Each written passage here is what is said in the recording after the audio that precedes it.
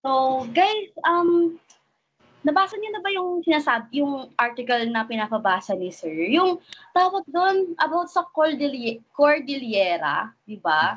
Nabasa Sa niyo na ba siya? ethics. Oo, Hindi sa na. ethics.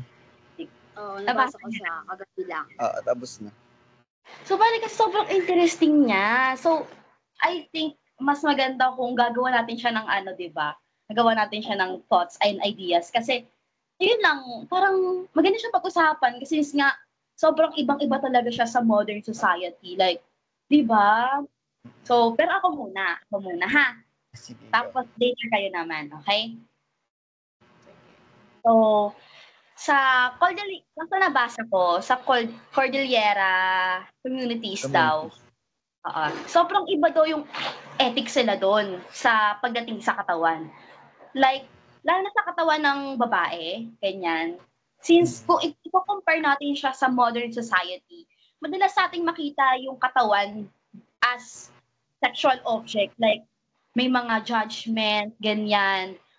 Nakikita natin halos sa social media, sa mga magazines, di ba? Sa mga, like, billboards, ganyan, di ba? So, pero iba daw siya sa Cordillera based sa nabasa ko din. Nabasa natin actually. So, ginagamit daw yung katawan daw ng babae as simbolo siya ng power o di kaya way of protest nila. Kunwari, sa nabasa ko, ganyan, may mga iba na hinuhubad yung saplot nila. Ganyan, yung mga babae. Tapos, ginagawa nila yun as resistance dun sa pagsugod ng mga attackers. Ganyan. It's not to give sexual something desires, ganon. But, para pabuhin sila, like, scare away yung mga yon. Scare away yung mga attackers. Then, feel ko, since nga ngayon, marami pa ring ethical issues sa modern world, like body shaming, sexual violence, at stereotyping ng mga gender roles. So, iba siya sa Cordillera, di ba? Sa modern society. Kung ang ginagawa ng lalaki, ganyan, is para lang yung sa kanya. Kunwari, yung mga lalaki, sila yung nagtatrabaho. While yung mga babae naman, sa bahay lang sila, ganyan-ganyan. Like, gumagawa ng gawaing bahay or nag-aalaga ng bata, ganyan. Iba siya sa Cordillera, di ba? So, doon, pwedeng yung gawain ng babae, pwedeng gawin ng lalaki. Ganun yung type. Like, sobrang nakaka-fascinate talaga siya kasi sobrang out of this world talaga siya. Since nga, parang nagiging new na sa atin yun. Kasi nga, mahirap talaga siya gawin as a mindset talaga since iba na nga yung world, di ba? So, feel ko, nangyayari to dahil nga sa epekto ng patriarchy, capitalism, tsaka media na nag-dictate kung ano nga ba yung ideal para sa tao, sa role ng mga tao, lalo na sa role ng babae, di ba? So, lastly, yung sinasabi nilang pantigedan, yon. Since yung pantigedan daw means well-being, di ba? So, hindi lang siya tungkol sa ekonomiya o infrastructure, kundi tungkol sa, nag-focus siya sa health, sa peace, tsaka sa environment, di ba? Saka, maganda siya kasi hindi siya nag-focus sa economic growth natin na yung pag-unlad daw is more into kailangan yung mindset ng tao maganda. Ganyan. So, I think, kung tayo ng ethics nila, feel ko, mas magiging effective yung tawag dito yung kung paano tayo mag-isip, like kung paano tayo uunlad mismo. Dito, lalo sa Pilipinas talaga, like yun, which is nakasentro talaga yung Pilipinas sa power, di ba? Pero dapat hindi ganun, dapat nakasenter siya sa community. So sa inyo, ano pa sa inyo? So sa akin kasi, So ako na muna. So doon kasi sa Cordilleran communities kasi, to be specific, yung sa mga katawan doon or yung sa katawan ng babae, nirerespeto siya. Hindi kasi doon pinag-iisipan ng kung ano-ano, ng masama, 'di ba? And yung even yung mga women nga doon is kaya nga nilang maglakad ng nakahubad-hubad sa sa public nang walang takot. Sa modern society kasi, yung mga katawan kasi ng babae ngayon, madalas siyang sinesexualize kaya natatakot silang lumabas. Lalo na pag mag-isa and late. Lagi kasi silang nakaka-catcall, na-harass, and even sinishame yung body nila kahit regardless na yung suot nila is maayos. Tapos doon naman kasi sa modern society, may mga problema kasi gaya na lamang ng ng body shaming, sexual harassment. So, yung mga problema kasi to nangyayari siya dahil yung sa sinabi mo nga sa isang factor kanina na media. Yung media kasi 'di ba madalas ipakita yung katawan ng babae in a sexual way kasi. Tapos also yung sa society nga natin, kumbaga tinuturuan yung society kasi natin is parang tinuturuan niya yung mga tao na i-judge yung tao based doon sa kung anong itsura or kung anong damit ng babae. Kaya kaya siguro nangyayari din yung ganun, 'di ba?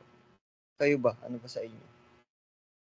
Sa akin naman, yun nga, nasabi niyo na rin naman na na about nga dun sa Cordillera ba yun? Tama ba? Cordillera. Oo. I feel nga silang kung ano man ang gustong gawin ng babae doon, kunwari, kahit kahit nga hindi sila magdamit, ganun, walang judge sa kanila kasi yun na yung culture nila. Pero dito sa modern society, like here sa Manila, kahit saan, parang kunwari, mag-swimsuit ka nga lang, sasabihin na parang wala kang respect sa sarili mo. Ganun, parang Totoo ginajudge na lang. nila. Parang nasa tao na yung problema, hindi sa society. Kasi yung mindset ng tao, kahit na sobrang liit lang ng skirt mo, sasabihin na, bakit ganun yung suot nila? Bakit ganun suot ng babae? Parang gusto ba nilang maharas, gusto ba nilang mabash or ma-judge, something like that. Pero sa atin kasi, sa ating mga babae, wala naman tayong intention na ganun. Parang sinusuot natin yun kasi for confidence din sa sarili natin. Ganun. So, parang inaano ko na bakit ganun yung bakit ganito yung modern society. Like, parang hindi nila ma-accept na dapat walang discriminations. Ganun lang.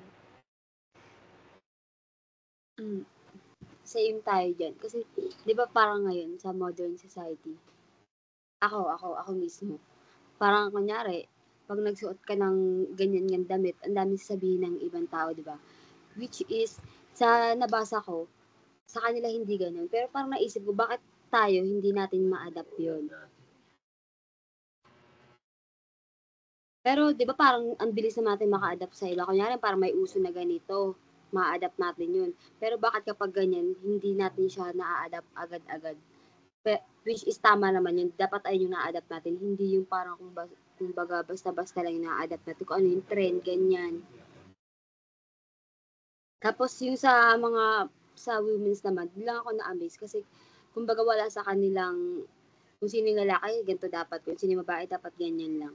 Parang walang ganun sa kanila. And dito kasi sa atin, kahit na parang modern na tayo, medyo may ganun pa rin naman na nangyayari. Kumbaga kapag babae ka, dapat sa bahay ka lang. Yung mga ganun. Parang hindi pa rin, at some point, meron pa rin sa atin. Pero medyo nag-improve naman tayo sa ganun. Pero still, meron pa din. Ayun, yung tulad nga ng nasabi niyo 'no, ang akin naman, ang gusto ko sa Cordillera community is yung ayun, tulad nung sa inyo na wala silang pake sa kung ano yung ganap ng isang tao sa kanila. Like, kasi culture nila yun eh. Kumbaga, yun na talaga yun. Kinalakihan nila, dun sila namulat. Kaya, yung understanding nila is andun lang din talaga. Yun yung tawag dito, niyayakap nila. Kasi tama lang naman na normal lang sa kanila yung ganun. Kasi wala namang mali, 'di ba? So parang ang sa atin yun, tulad ng sabi ni Ira, bakit ang dali nating maka-adapt sa mga trending and such, Pero sa mga ganong pag-uugali, bakit hindi natin magawang, yung i-acknowledge yung sa ganyan na community, yung thinking nila na normal lang yung ganitong bagay, yung magkaroon ng kakayahan yung babae sa kung ano yung meron sa lalaki, yung ganun. Parang kailangan, ang kasi, ang sa atin kasi, about sa trendings and such, parang once na nag-step up yung isa about what should be normalized, parang ang hirap tanggapin para sa iba. Yung ganun. Pero andun pa rin yung thoughts ni Ira na bakit sa mga ganitong bagay ang dali nating i-adapt, pero yung sa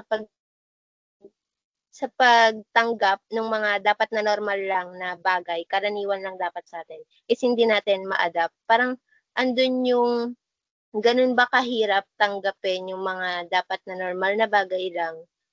Tapos parang ang hirap bang ipaglaban ng kung ano yung kung ano yung dapat na understand ng lahat para maging normal. Kasi yun, katulad ng mga sinabi nyo, yung about sa pagiging sexualized sa mga babae. Wala siya sa pananamit. Nasa thinking talaga yun ng tao. So, yun yung problema na bakit hindi rin natin magawang i-adapt na ganitong pananamit is normal pa rin. Which is giving the fact na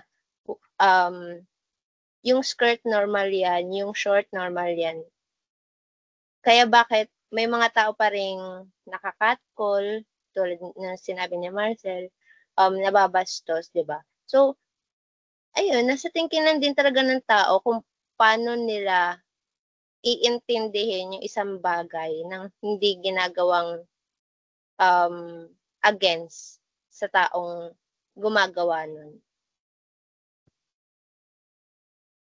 So, okay. Tama, oo. Medyo agree ako sa mga sinasabi nyo. Pero may ask lang ako. Medyo, iniisip ko siya kanina pa. Kailangan ba ay tingin nyo mas better kung yung mga privileges natin is dapat nakukuha rin nila? Like yung mga nasa tribo, ganyan. Like kunwari, na-access din nila yung mga gantong bagay na na-access natin. Tingin nyo, mas maganda yun? For me kasi, di ba kasi yung community nila is hindi naman kalakihan and limited na lang yung nakukuha nilang or na-access nila. And even though sobrang liit pa lang or kahit limited yung access nila, ganun na agad yung thinking nila, way better na kaysa sa atin. What more pa pag tayo naman yung nagbigay, feeling ko parang mga culture shock tayo since sobrang ayos nga ng nila doon and given na limited lang yung access, di ba? So, I think parang mahirapan din silang i-accept yung sa atin since iba nga yung sa society natin sa kanila, kung paano natin or kung paano yung mindset natin mag-work, di ba? Ganun. Sa bagay, feel ko kasi din, tawag dyan, feel ko may mga iba tayong mga practices din na hindi nalabag sa tradition nila. Like parang hindi talaga siya pwede. Like ganyan. Masisira yung pansigedo nila. Ganon, eme. So, feel ko tingin niyo mas better kung mag-stick na lang sila sa tradition nila. Walang improvement. Ganon. Kasi yan, give and take. Pero kung yung i-give natin sa kanila is ikakasira ng culture or tradition nila, parang it's okay for them to not accept kung ano yung ibibigay natin. Ganun. Sa inyo ba? Sa inyo?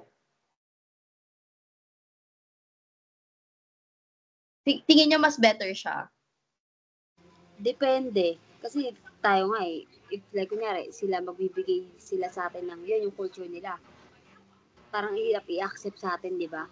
Pero siguro sila, kasi tulad sa nabasa natin, disiplinado sila masyado. So feeling ko, if kunyari magbibigay tayo ng something, feeling ko, titignan muna nila yun kung tatanggapin ba nila or hindi. Feeling ko lang. Parang